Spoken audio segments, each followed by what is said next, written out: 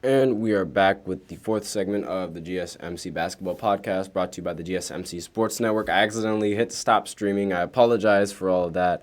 But we are still continuing with this fourth segment. I am not done yet.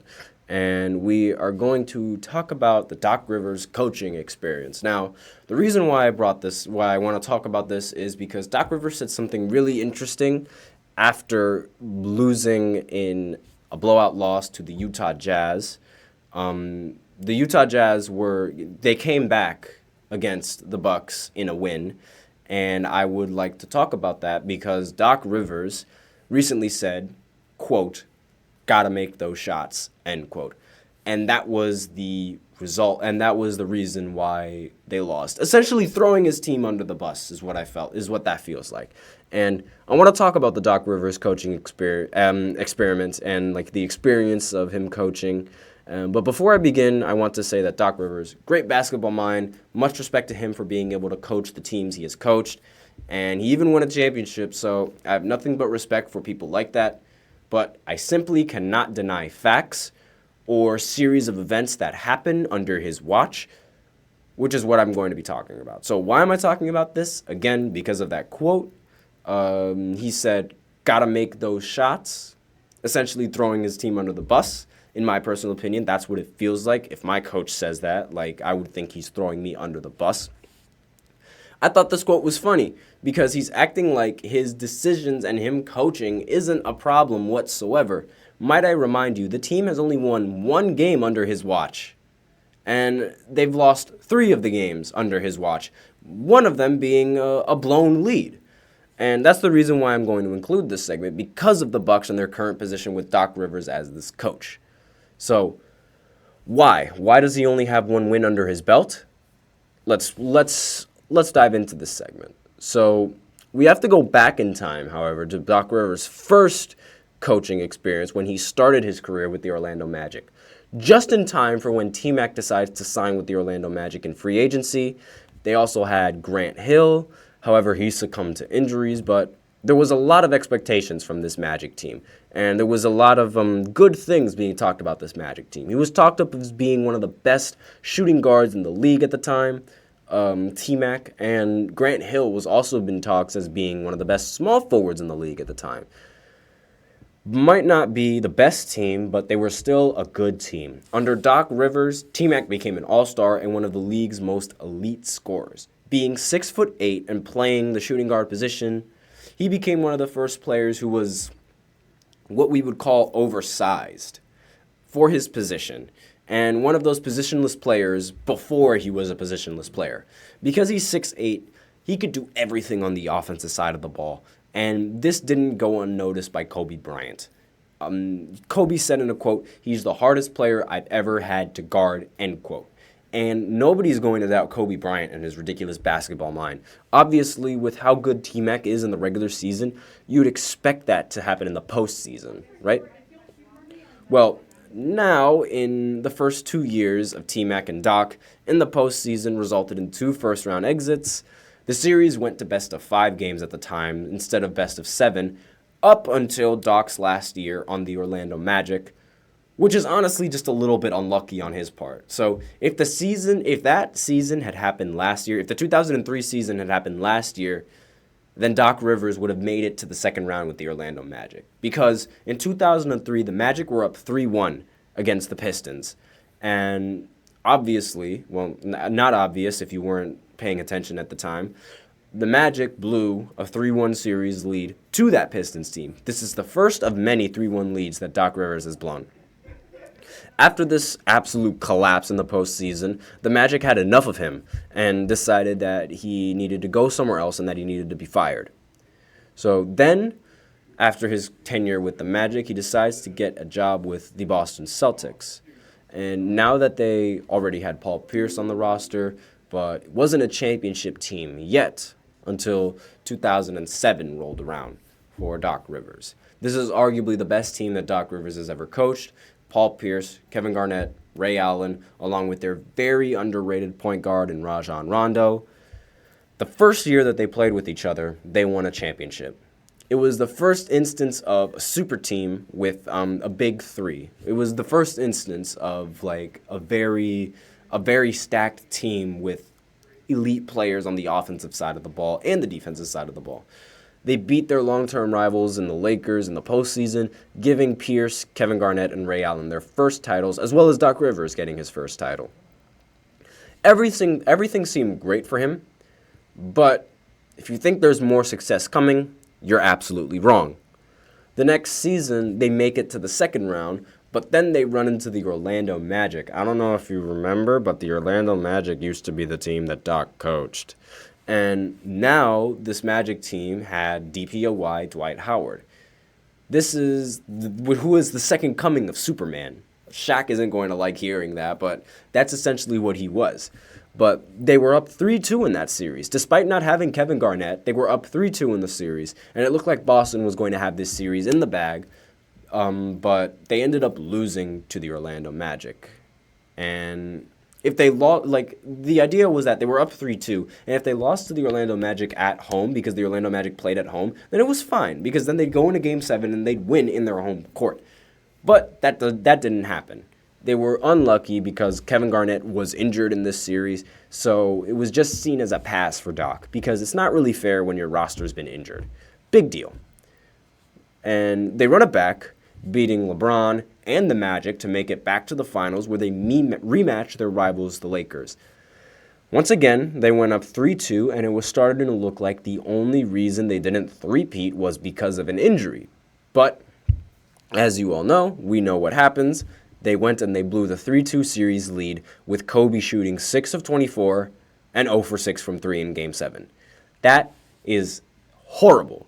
Kobe was just chucking the ball up in the air and practically giving you that opportunity to win. But it didn't happen because of what they will later find out of Doc Rivers. That's the reason. But I digress because as of right now, to the point of his career where he was on the Celtics, nobody really thought that Doc Rivers was the problem. He made the finals 2 out of his 3 years, and that is not bad whatsoever for his team. So the team decides to run it back. But if you guys remember what I said about the Boston Celtics beating LeBron that last year, after that series, LeBron got pretty angry and decided to be the bad guy and decided to sign with the Miami Heat in free agency. He should have won the MVP that year, but he didn't because people were still upset at him for joining Miami.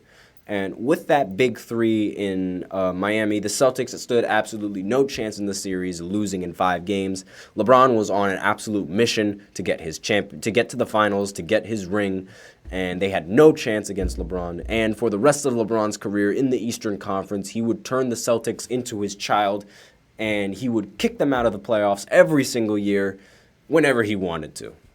That's just LeBron. And that's exactly what happened to Doc and the Celtics for 2 straight years. 2 straight years. He lost to the greatest basketball player ever, LeBron James. Yes, he's the greatest basketball player ever. And in the final year, they lost to the Knicks. And that was probably the breaking point for Doc with the Celtics. Oh my gosh, I lost to the Knicks. And that would end up being his last year with the Celtics. And obviously, Doc must have had nightmares thinking about going against LeBron in the postseason every single time. So he decides to take up a tenure and coach the Clippers. Now, obviously, just jokes about LeBron, but you know what LeBron does to his opponents in the Eastern Conference, especially when he was in his prime. This is arguably the most infamous tenure of Doc Rivers in his coaching career. He coached one of the biggest what-if stories in Lob City, Chris Paul, Blake Griffin, and DeAndre Jordan, along with 6-man Jamal Crawford, just to name a few great basketball players. Call it bad luck, call it bad ball. We all know what ends up happening with this Clippers team. Now, the first year of the coach wasn't that bad. Losing to Kevin Durant in the second round with the Thunder and prime Russ isn't really easy. And because of this, nobody really felt any sort of suspicions towards Doc as their coach until the next season came along. So let's talk about next season. They were up 3-1, and before I go into this season, I should mention how Doc Rivers leads his team to great regular seasons. He does this every single time. So being good in the regular season for Doc is expected.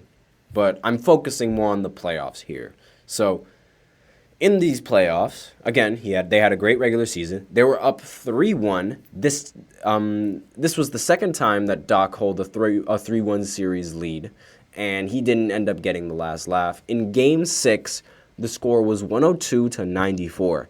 The Clippers had the lead with 6 minutes left. They went scoreless from this point up until the 16-second mark of this game, where they left the score 116-104 with 16 seconds left.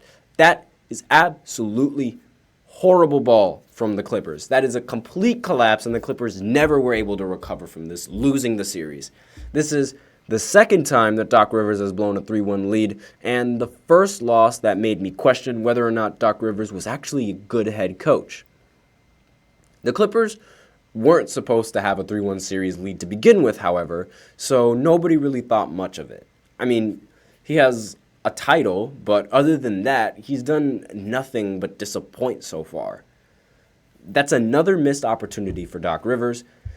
And moving on to next year, we get the exact same story. They do great in the regular season. They nab a good spot in the playoffs, going against the 5th-seeded Portland Trailblazers against Dame. But once the playoffs rolled around, they obviously fell short. They went up 2-0 in the series against Portland, couldn't win a single game after that, and lost the series in 6. That's another missed opportunity because that Portland Trailblazers was known to be a weak team because their defense was notoriously bad, having Damian Lillard there. And that's another missed opportunity. The next year, they decided to run it back. They lost early in the first round again, this time to the Utah Jazz and Gordon Hayward and Rudy Gobert. They lost in 7, but it's still another missed opportunity. The blame wasn't really going for the coach up until this point, however. It was going to the players, particularly Chris Paul. So Doc Rivers was sort of getting saved by some of his players not playing well. So with that in mind, the Clippers decided to blow up Lob City and start a whole rebuild with Doc as their coach. And he decided to participate, and without really expecting it, they made the playoffs, and they took the overpowered Golden State Warriors with Kevin Durant, Steph Curry, Klay Thompson, Draymond Green, and DeMarcus Cousins at the time. They took them to 6 games. This was, sorry, I just need a breather because I've been talking so much. This is well above their expectations, and a lot of people were excited for this team. And the excitement went through the roof when the Clippers got Kawhi and Paul George in the offseason. Now, immediately, everybody expected that this team was going to win a championship with those two. The second that they landed, they had a great regular season in 2020, but we all know what happened in 2020. COVID-19 struck. And once COVID-19 happened, we weren't sure if we were going to get a playoffs or the Battle of LA. But the NBA came together. They made a bubble in which basketball could be played without fans. So it was just pure basketball. And everybody loved it. The Clippers make it all the way to the second round. And they hold a 3-1 series lead again. And it seemed like the Battle of LA was finally going to happen in the Western Conference Finals. But as you know, the Clippers do what the Clippers do, and they just collapse under the pressure. In Game 5, they were up 18 at the half. In Game 6, they were up by 16 at the half. And in Game 7, when there were 4 minutes to go, they were up by 12 at the half. They lost all of these games.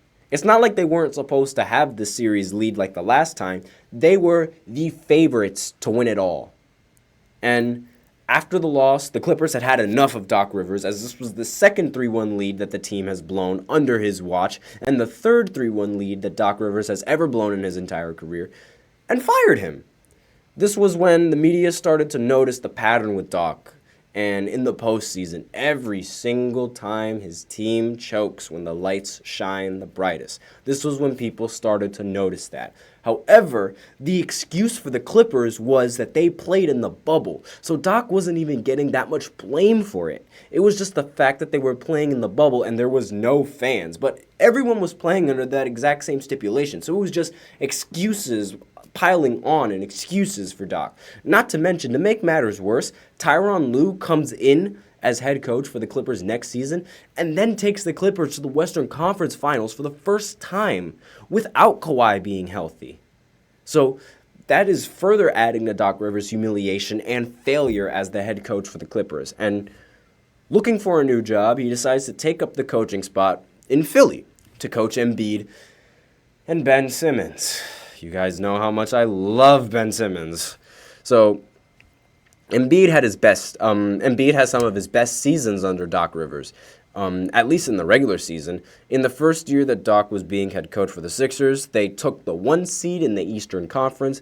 They beat the Wizards in the first round, and then they faced the Atlanta Hawks in the second round, which looked to be an easy win for the Atlanta Hawks. Well, not the Atlanta Hawks, but for the Sixers. But then this series became most infamous for the downfall of Ben Simmons. And this was the series when Ben Simmons passed up a wide-open layup. We've seen it. Everyone has seen it. Trae Young was defending him in the paint, and Ben Simmons saw that, immediately made the pass to somebody else closer to him in the corner. I have no idea what he was doing. I have no idea what he was thinking. Like, Trae Young is a toddler compared to Ben Simmons, 6'10" compared to 6'1". Obviously, there's a huge height difference. I don't know why he just didn't go up. It was terrible. And once Doc Rivers was able to deflect a lot of the blame onto Ben because of how bad he was in the series and just how much of a liability he is in general, the entire team threw Ben under the bus. Not just the coach. The entire team threw Ben under the bus. And he deserved it. He 100% deserved to be thrown under the bus. But that's what the team did, and Doc Rivers avoided getting blamed for it. And you guys know how I feel about Ben Simmons. I cannot stand him, and that series was the driving force as to why I can't stand him. He has no drive. And so Doc avoids getting blamed for this. But if you think the disappointments end here, then we're not done yet. The next year, Ben Simmons decides to not want to play for Philly, so he decides to cry and to leave and to cause drama to the point where he gets traded to Brooklyn. So help me God for James Harden. And now, James Harden, absolutely, now that they have James Harden, there's zero excuses for this Philly team. They have all the pieces that they need. All they have to do is execute. They matched up against the Heat in 2020. They tied the series 2-2. However, James Harden failed to show up in the final 2 games. Harden has a history of as well as not performing well in these games, and he was playing like as if Ben Simmons never left. He was playing like he was extremely passive, with no heart, didn't look like he wanted the team to go far whatsoever. He wasn't doing anything to contribute to the team. Embiid didn't play well in that final game either, getting a box score of -29 in Game 6 and losing by 35 points. This was a competitive series, and the takeaway was, okay, Harden just needs to play better, and they win this series. So they run it back, again, in 2023. And it should also be noted that Joel Embiid is playing through injuries in these playoff series. That also doesn't necessarily help them. So they run it back in 2023. They take the series to 3-2. Again, another series lead. All they have to do is win 1 game at home, and they have it in the bag. What do? Lose in Game 7. In an absolute embarrassment, Harden and Embiid were playing in the Boston Celtics home court, and just watching them play, they weren't even looking to score. They were just looking to get fouled and hoping that they can get to the line, and it wasn't working. Like, they were just flailing their bodies around expecting for fouls in Game 7, but the fouls weren't getting resulted. And because of that, Harden only ended with 9 points, and Joel Embiid only ended with 15 points. It was a complete choke job from both of them. They kept doing the exact same thing over and over and over and over again, expecting something different, all the while Doc was just sitting there and watching, not making any kind of adjustments whatsoever, which is what the head coach of a team should do. And this was the last straw for Philly as they ended up firing him after that disgusting performance from the entire team. And there you have it, the Doc Rivers experience. Full of nothing but disappointment. Now, what's to be expected from the Bucks given everything that I said? Probably more disappointment. I don't know if it's just bad luck or like I don't know if it's him, but like he just can't close games out. He can't close series out. And it's like the excuse that he always comes up with is that my players just don't end up hitting the shots at the end. Well, no, you need to make the adjustments. You are the coach. That is what you're supposed to do.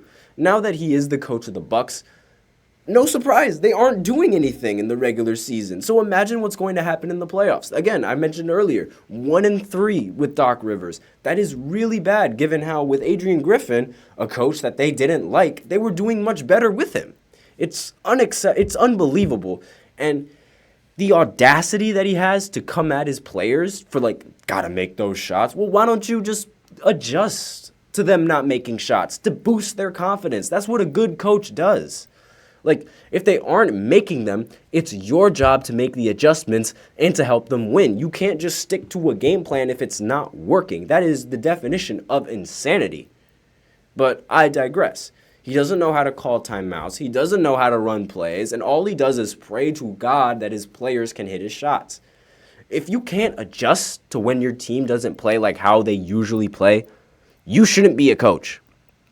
In my personal opinion, it's unacceptable. I watch him do nothing on the sideline, and it infuriates me. It's like looking at Darvin Ham trying to be a coach, honestly. Yes, I made that comparison. Yes, I did. It's infuriating for me to watch. And it's just, I sort of wanted to just put that out there in this segment because given how the Bucks are playing now, I don't have much hope for them coming in this playoffs. I don't. I really don't. But with that, we are out of time for the GSMC Basketball Podcast. Thank you for tuning in, presented by the GSMC Sports Network. Your support means a lot to us, so please remember to subscribe to the show and leave a positive review in it. Really makes a difference. We also invite you to follow us on Facebook, Twitter, TikTok, Instagram for more content and updates. And do not forget to click the link in the description below to tip and to donate. Really helps myself between the show host and you guys, the viewers. The link is displayed in the ticker, as you can see. And I will say it again, streamelements.com/GSMCSportsNetwork./tip. I'm your host, Nelson. Thank you once again. Have a wonderful day. And as always, take care.